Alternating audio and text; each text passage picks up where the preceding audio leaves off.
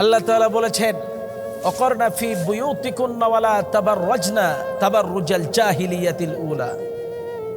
মেয়েদেরকে বলা হলো, তোমরা স্বগৃহে অবস্থান করো, জাহেলি যুগের নারীদের মতো করে নিজেদের জীবনকে, নিজেদের সৌন্দর্যতাকে মানুষের সামনে প্রকাশ করো না।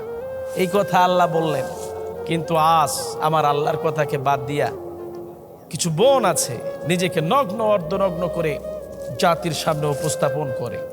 এরা কিছুই নয়, এরা আমার ইসলাম প্রিয় তৌহিদি জনতা, যুবক ভাইদের চরিত্র নষ্ট করার জন্য এই শয়তান মেয়েগুলি উঠে পড়ে লেগেছে। আমি আশাবাদী আল্লাহ তাআলা যেন আমার বোনদেরকে হেফাজত করেন, পর্দার ভিতরে, পর্দার গণ্ডির ভিতরে আল্লাহ তাআলা তাদেরকে আশ্রয় দান করান। তারা ভালো হবে, জাতি ভালো হবে। একজন মা ভালো হলে সন্তান ভালো পাওয়া যায়, একজন বোন পর্দানিশী হলে তার কাছ থেকে ভালো কিছু আশা করা যায়। সে তো একজনের আমানত, সুতরাং আমানতকে খেয়ানত করা যাবে না, কখনোই না, অসম্ভব।